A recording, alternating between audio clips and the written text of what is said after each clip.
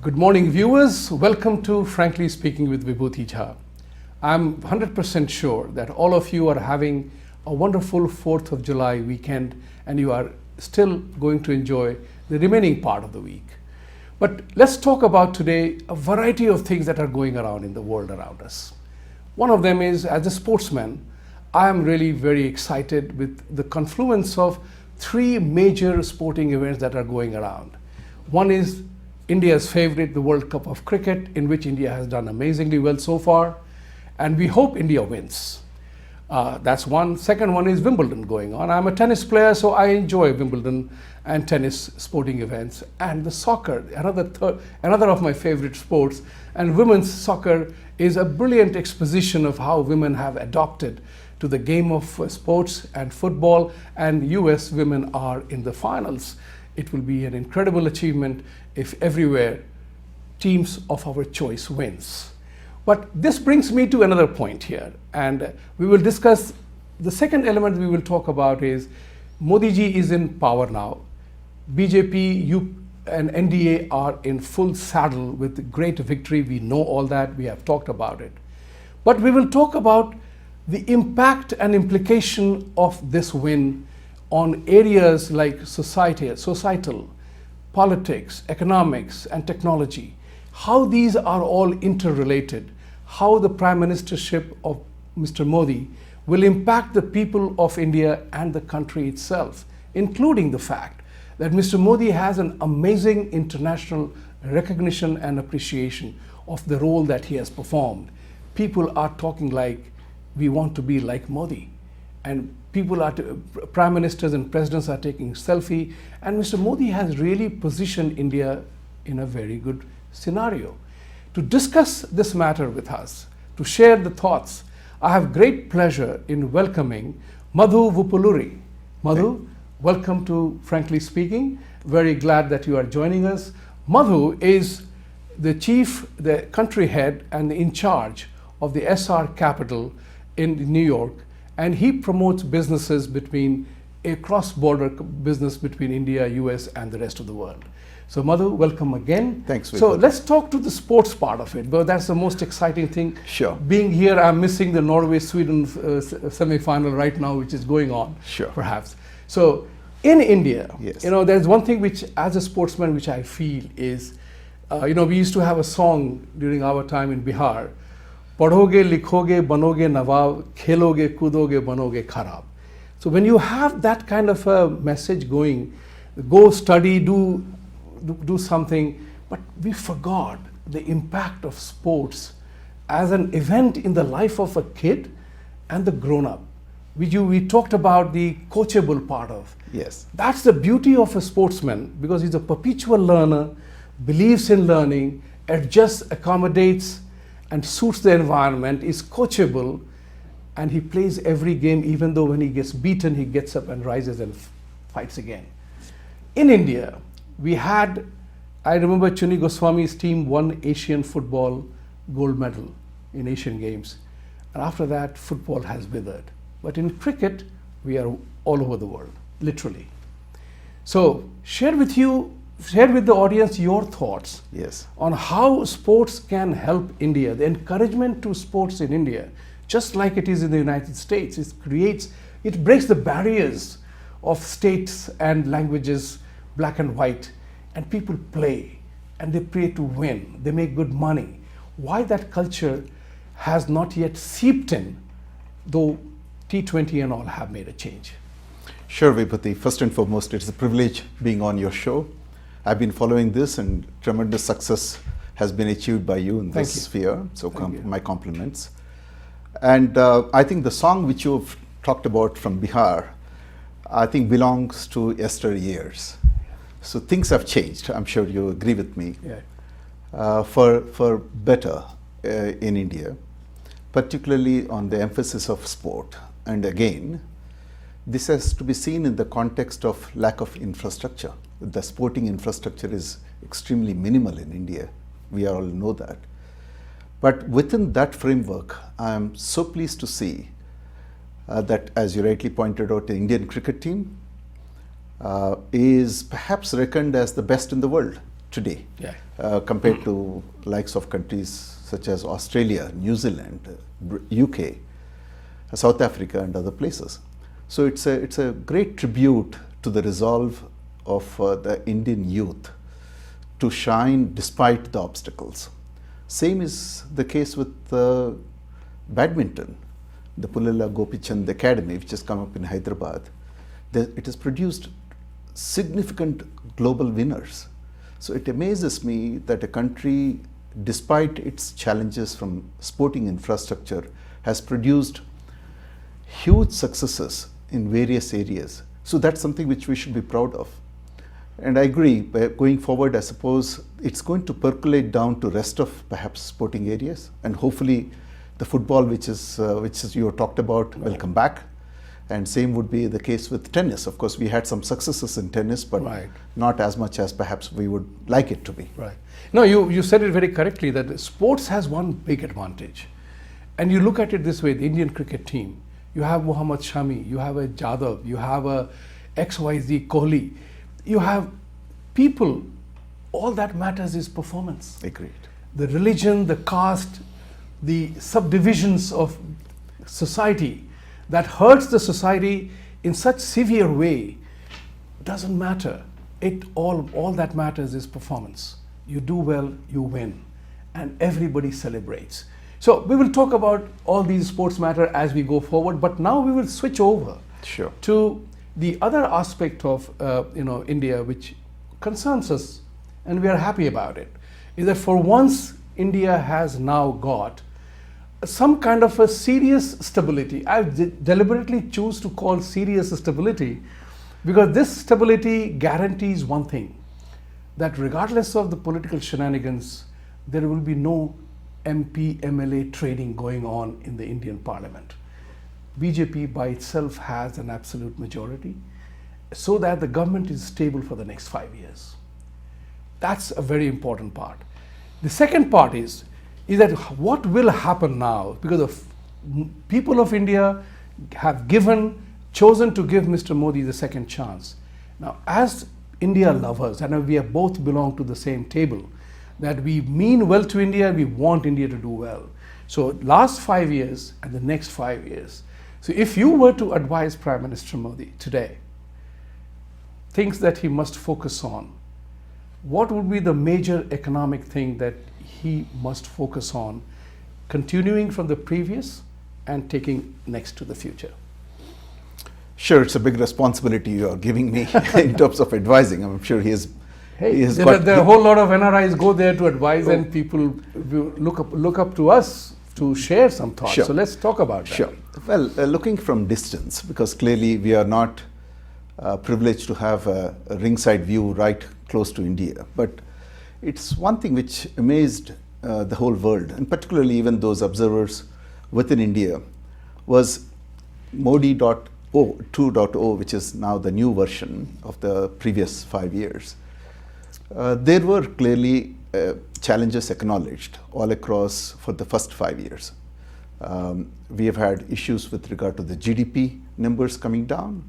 We had issues of unemployment, which I believe, again, there has been some dispute on that particular reporting, but unemployment was considered to be the highest, or to have been the highest in middle of 2018, the 45-year high. So there have been challenges clearly in the first version of Modi government. Having said that, he did get a very emphatic majority, which is, as you rightly pointed out, takes away all the uncertainty surrounding Indian politics and gives a clear roadmap for the government to deliver. And in fact, it's surprising that the opposition, the Congress party, did not even win sufficient number of seats for it to be recognized an official opposition party. They needed to get 10%. They fell short by 2 seats for that.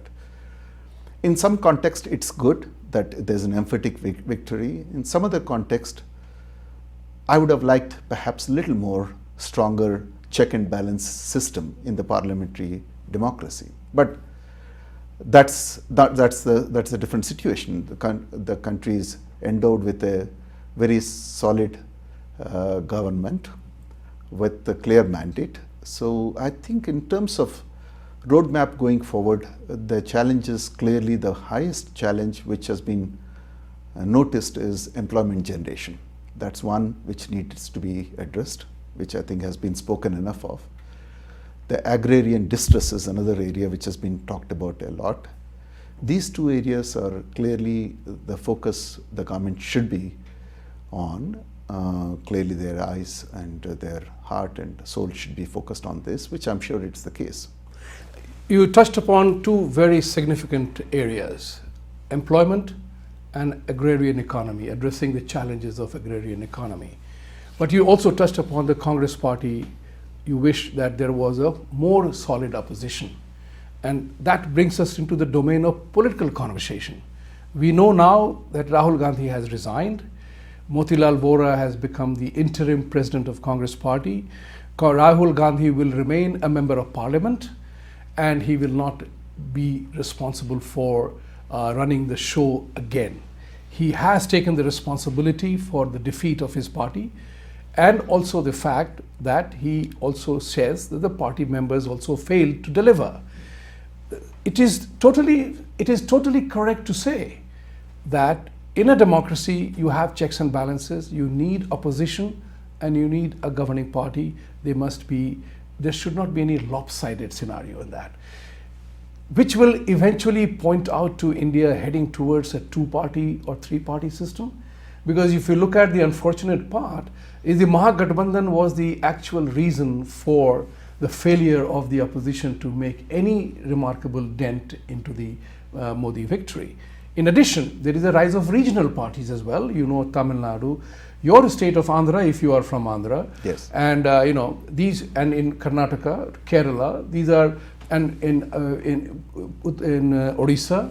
So these are all places where regional parties have played a big role, including UP and Bihar.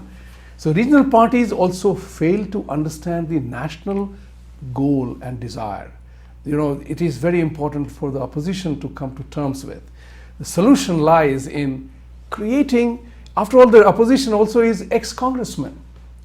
So these are all former congressmen. They all can come under one banner, including Mamata Banerjee. Sure.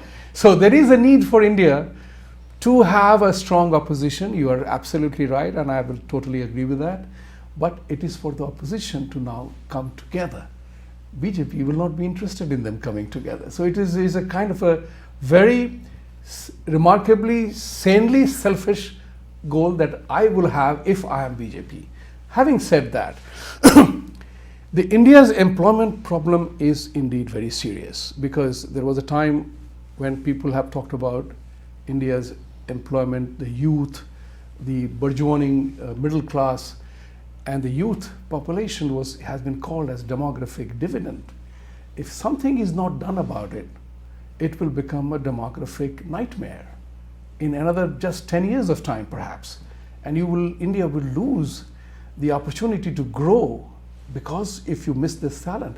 So for that point of view, how do you think Mr. Modi has launched a Make in India program? He's inviting foreign capital to come and invest. He's rolling out the red carpet, making massive changes. And as post-election, the announcement was made that there will be significant changes in labor laws, land acquisition laws, or creating a land bank so that there is no dispute about land in terms of foreign investor coming. So they have a government land to create that.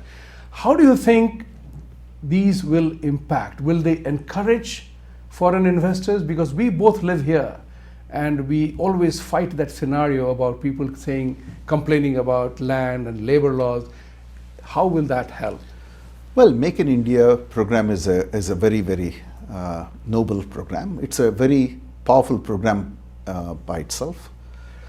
It has seen some success without any doubt last few years. We have seen fair bit of manufacturing pickup which has taken place in the last few years, barring I think last month.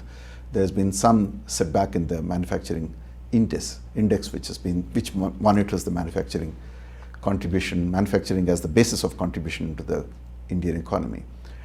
But I think we all know India's economy is driven largely by service sector. I think the services sector contributes almost 2/3 of the GDP of the country. India needs to focus on both the service sector and of course the manufacturing revival or manufacturing flip, whatever we can call it, in terms of augmenting and building upon what has been contributed by manufacturing, what has been the contribution of manufacturing in the Indian economy. A lot needs to be done on the infrastructure creation as well. We know that roads, ports, there is a serious need for them to be upgraded. So if there is any public-private partnership which can be further sort of chalked out for making sure that the infrastructure, which needs significant investment, which will be also great employment opportunity for building out during the build-out phase, which has happened in US, if you recall, immediately after the Second World War. There's been a significant infrastructure build which has taken place here as well. So similar sort of initiative needs to be taken much more aggressively in India. So if I have to look at it, I would look at it three-part. One is services sector to continue to be playing its role and maybe improving from where they are. Clearly, they've been a big source of foreign exchange earner for the country. Second is building upon the Make in India program and creating better capital asset creation in the country for manufacturing. And the third is public-private partnership on the infrastructure build, which I think can solve several sort of issues at hand, including potentially employment generation.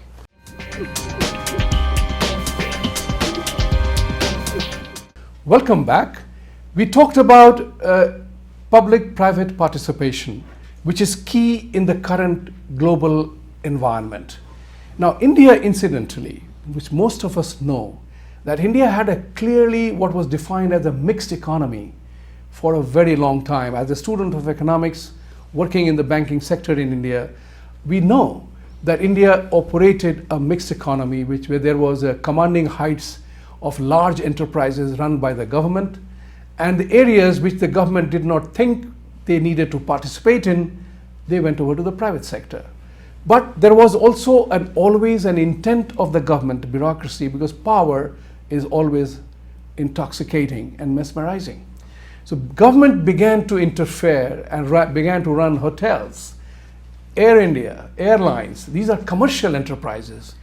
Now, there is a very interesting quote by the famous economist Milton Friedman, and I'm just trying to present that to you, that if you gave the government to manage the Sahara Desert, in 5 years' time there will be shortage of sand. Now, those who get the joke will laugh about it, but that's the issue. The government in democratic setup is not supposed to be an efficient or effective deliverer of economic promises. They are supposed to run the political system. Capital is an element that is required for business. Whether you want to run a chai and bidi shop or you want to run a mega enterprise, you need money. Where is the money going to come from? And that becomes a challenge in a public-private participation, because the government then becomes the karta dharta or doer of everything. So share with the audience your experience of being in the private sector. You had to participate with the government, and the government dished out in Indian context, which we know, that we are capital scarce. We were weak foreign exchange, so we can't even borrow. There were all kinds of restrictions, and if I begin to talk about that, time is not enough, but we will continue. We will have that conversation as we go forward. So, Madhu, what do you think about where does the government stop interfering in the lives of the businesses? And not all businesses are chore, thieves, as it is generally conceived to be. In the Indian context, that was the mindset, because business people take entrepreneurial risk. Where is the risk, reward, and capital come from? Yes, I'll touch upon that, Vibhuti, but then I think you've raised a very valid point with regard to the governmental participation in various businesses. It started with heavy capital intensive industries such as steel, if you recall, which was SAIL, Steel Authority of India Limited, had several steel plants, which was necessary at that point of time in the 1950s. the socialistic pattern of society, which was perhaps the vision at that point of time, which is a new terminology clearly, which did not exist probably elsewhere. It is either communism or capitalism. Right. So it was a blend of both. It was something which was probably started in India in some fashion. Created fair bit of capital intensive industries and did create necessary platform. There's no question at all. It was the need of the hour at that time. Over a period of time, as you rightly pointed out, that kept drifting further into areas such as including bread being manufactured in some of the states by the state governments, which is, I know that in Andhra Pradesh it had. So I think they've extended themselves too thin and stretched themselves too thin into areas which they need not have to. And gradually the rollback started. Rollbacks did start, but I think still much needs to be done there. And the private sector did take initiative in certain areas where the economy was opened up and did well. But again, the recent failure or collapse of Jet Airways is an indication again that type of regulatory framework within the sector is again impairs the ability for a private entrepreneur, a private enterprise to succeed. There could be some flaws in execution of the model, the airline models. There have been in fact, there have been several attritions, but the two of them recently people do remember, Kingfisher as well as Jet Airways.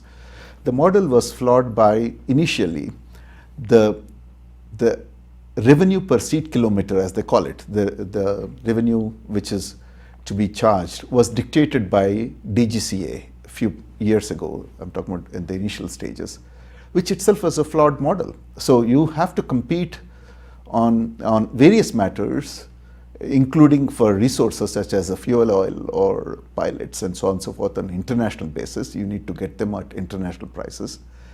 But your revenue is limited by what has been prescribed because that's what the Indian Airlines or Air India would be charging. So you'll have to charge the same number, same dollars or same rupees. And clearly that's a flawed model.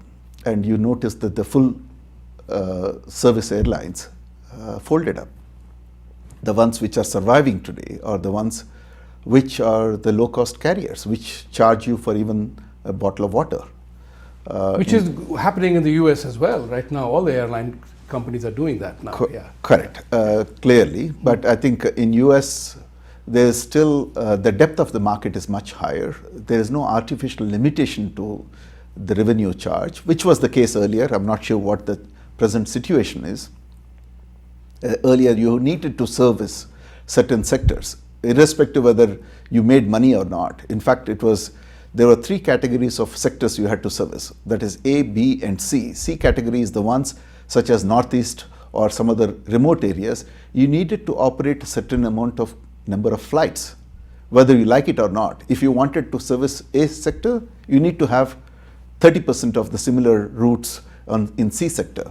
So there were artificial limitations and challenges created, limitations imposed and challenges created if you have to look at it purely from economics perspective, and you still wanted them to succeed. So clearly that's not the model which will survive, as we have seen already. So coming to that, the private enterprise, as you rightly pointed out, does take risks and raises capital globally, and if it's available. Again, there were limitations, as you just now mentioned, about the external commercial borrowings. I still remember in mid-90s, you could not borrow, there was no long-term capital available within the country. There was no ability or flexibility for you to borrow externally as well. And if you had to borrow externally, there was the coupon, which is the interest rate, was limited artificially by Reserve Bank of India. Right. So you're fighting on all fronts. You are trying to fight on the domestic front in terms of whether land acquisition challenges or creating enough infrastructure or sufficient infrastructure for you to establish industry or for that matter probably get aircraft for the airlines and so on and so forth, which is one part of the challenge. The second is the capital scarcity within the country as well as limitations for you to borrow from externally. They're all compounding issues for businesses to eventually probably fail. Over time, there has been some relaxations which have taken place, but still enough is not done, perhaps, for industry to survive. You have noticed the power plants were established in India, several power plants. The private companies have started several thousands of megawatts of power generation units have been established in the country with assurance of coal linkages. And overnight, at some point of time, those coal linkages were taken away. So you have a full-fledged power plants established with full capital deployed, both by public sector banks as well as entrepreneurs, or private sector banks and entrepreneurs. But no way to connect to the coal, which is essential for power, for fueling, for providing as a fuel. you hit upon a few things, everything actually. These are all my favorite items with a direct first-hand experience. I recall in 2007, I was giving a keynote address at an international conference where I was asked, what does opportunity mean in the Indian context? And I said, and I'm sharing that with you today, is that if only government of India to sustain the 8 or 9% growth rate focused on two industries, airline and hotel industry. If India focused on these two industries alone, there will be a cascading effect across the country. And my example was exactly what you said, the pricing and everything else. But my message was that United States, at that time in 2007, had more than 6,700 aircrafts serving the flying needs of Americans, which were a total population of 330 million people. India had 1.2 billion people, and at that time, India had 350 to 400 aircrafts. Think about that. So if you began to connect the country, although the flying time between Bangalore and Delhi is 3 hours, or Calcutta to Mumbai is 3 hours, but that's it. But internal domestic traffic, if you take the train, it takes you 18 hours, 20 hours. You could connect, the connectivity would go greatly, improve the economic performance and the lives of people. On the contrary, once you build the airport, you have to build necessary infrastructure along with that. So it will have a major backward-forward linkages, the word that we used to use in economics, will happen. And same thing with the hotel. And by the way, in hotel industry at that time, Vegas alone had 100,000 rooms, whereas India as a whole, between 1-star to 5-star, had less than 100,000 rooms. So that is the scope of opportunity. But you are right, airline industry does frustrate you in India. We have so much opportunity, and it all goes, and I'm frankly speaking saying this here, the bureaucracy and the government had to blame for that failure of airline industry. I don't absolve Vijay Mallya, who knew liquor business, but he did not understand airline businesses. He was giving gifts to people in the flight. And I told him that when you advertise that you personally take care of selection of air hostesses, that was not a good image of a CEO. You have time to select. That should be the job, that ought to be the job of somebody else. That is frustrating, but yeah, that's what I said. Milton Friedman's quote was very important. And I think Mr. Modi also said that the government's job is not to be in business, but bureaucracy wants to be in business. And the failure, look at the Centaur Hotels, Indian Tourism Development Corporation, Air India. I wrote a article actually, I will send it to you if you want to read that, please, in which I said that Mr. Modi's first effort to make Air India respectable is to privatize it. In 2014, I wrote soon after he won the election, and I will send you that article to read that. That's the important part, because governments do not understand efficiency or effectiveness. Private sector realizes, because capital is a simple theory in economics, the multiplier effect. The number of times the money moves, it creates a multiplier effect. Now, talking about that again, there is a big challenge in India about the social part of it that also is disturbing right now. It almost appears that opposition has taken that we will disrupt everything that is happening to the account of BJP, because they will take credit for that. There is a remarkable social tension. It is also remarkably religiously driven, and which is very, very sad. And if all Hindus and Muslims and every other caste people look at the Indian team, cricket team, they should come together to play well. Why doesn't that happen? Well, for a change, clearly, of course, you're right. Probably opposition is in the business of disrupting. That's a part of their probably DNA and agenda. Clearly, whenever they have to, any plans of the government would be questioned, and that's part of their role. But having said that, the areas which you've talked about, particularly on the social issues, on which there have been obviously some. The way to characterize is probably certain excesses or certain views which were taken by not necessarily the establishment, the fringe elements. When they start doing that, unfortunately, that becomes a sort of the way it is characterized is that is the DNA of the rest of the institution which they are so-called representing.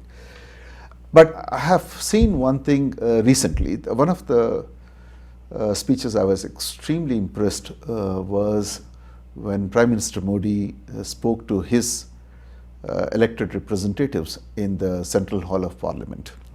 It is before they were sworn in. He talked about Sabka Saath, Sabka Vikas, and Sabka Vishwas, Yes. Which is a phenomenal. I think that's a and apart from just using those words, I think the message communicated by him in the entire 30-odd minutes was extremely powerful. And I've seen recently he has been taking initiative to put the people in the right place. For example, what happened in Madhya Pradesh in the last few days. He came out specifically admonishing and making it a point as a sitting Prime Minister he is able to say things where it needed to be said. It was not the case in Modi 1.0. I have not seen that. Here I see that he is taking initiative and sending a message that he will not tolerate any more these derelictions if they continue. Yeah, I mean, that's a very powerful thing. I was going to refer to that. Thank you for bringing that item, because this is unheard of in the Indian context. To chide or to call them out for a bad behavior is important, and that will be having a major impact on the attitudinal change that India and the Indians need to do. And we will talk about that right after this short break.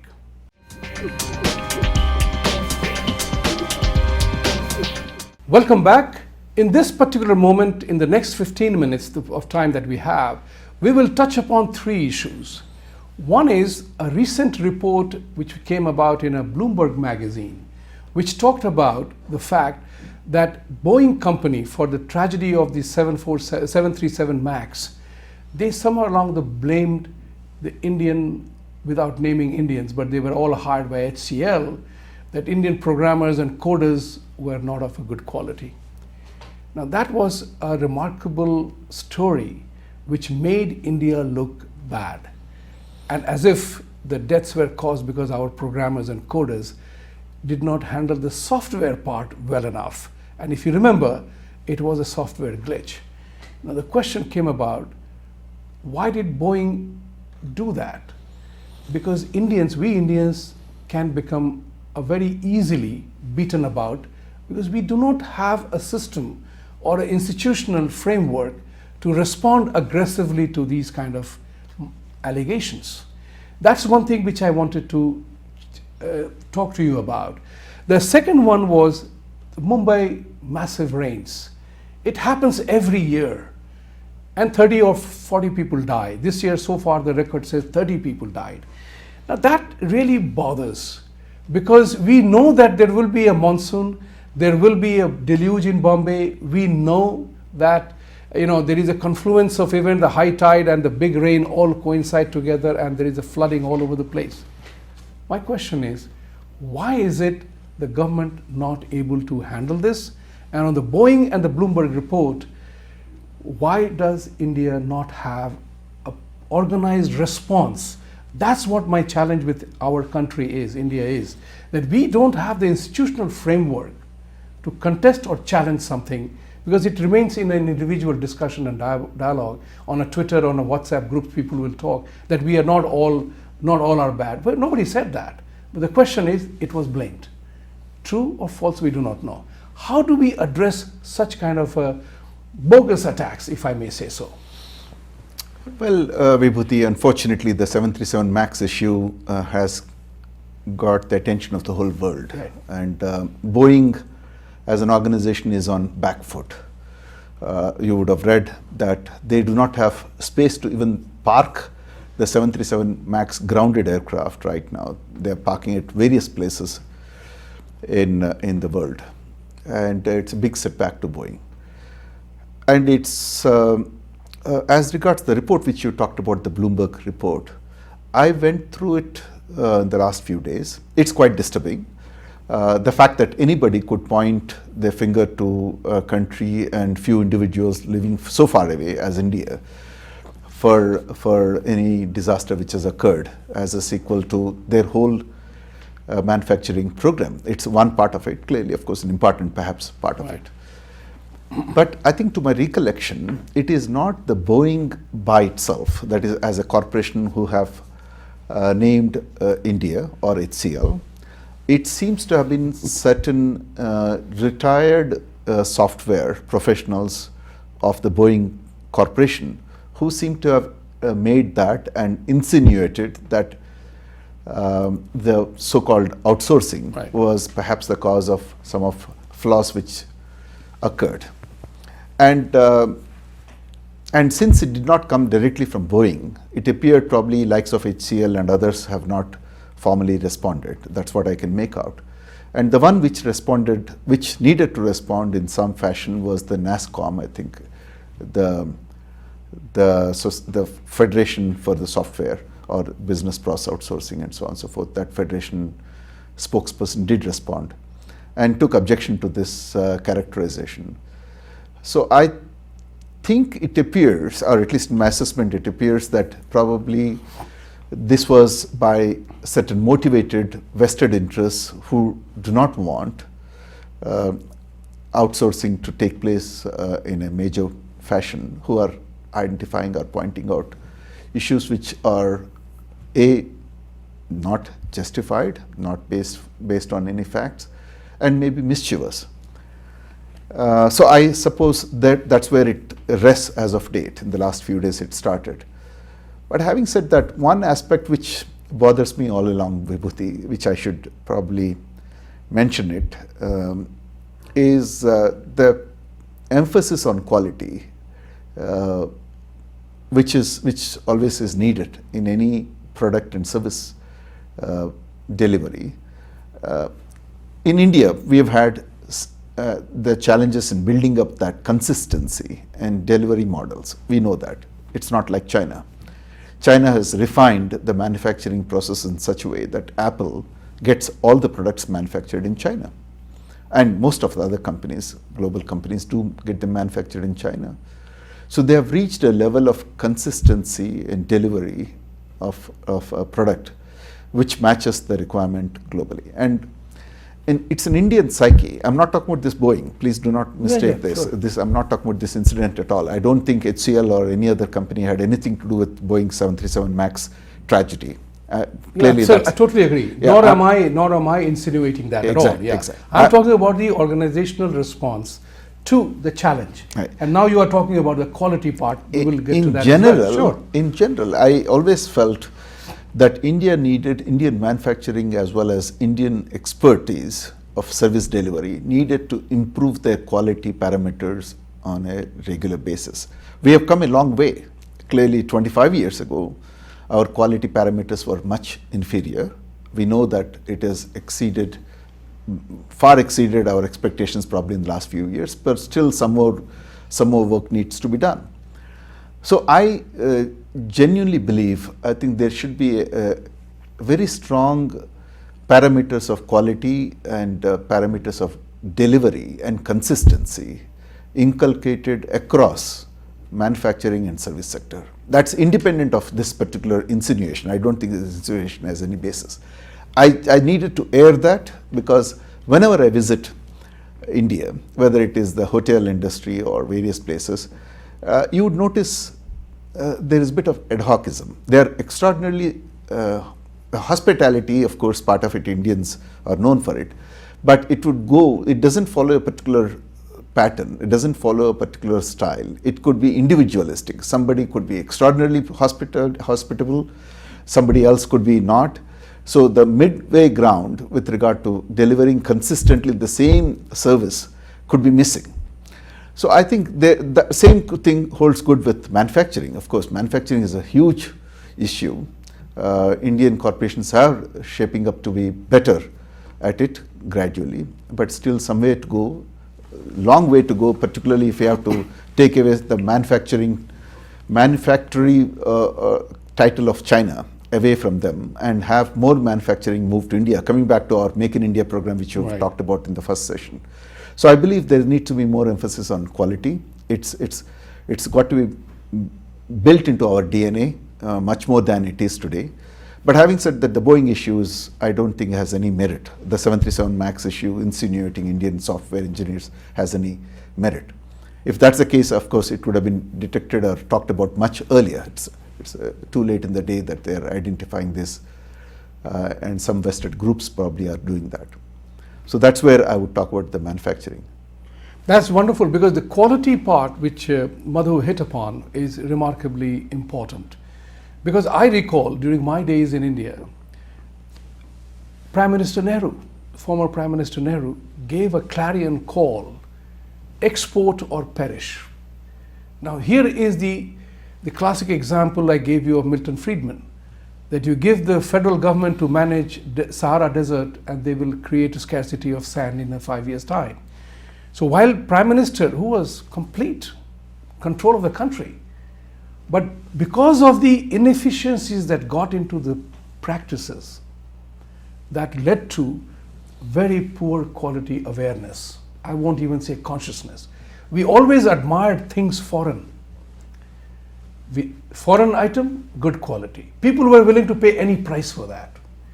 But Indian made, kachra.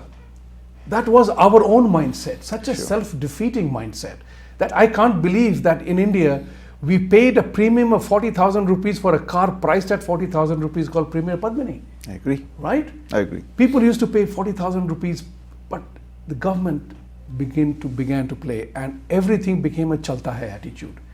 I know because of generational differences, the engineers of IIT of one time, they complain about the quality. The engineers of post-80s, I know many of them from IIT, they are saying, no, we are different.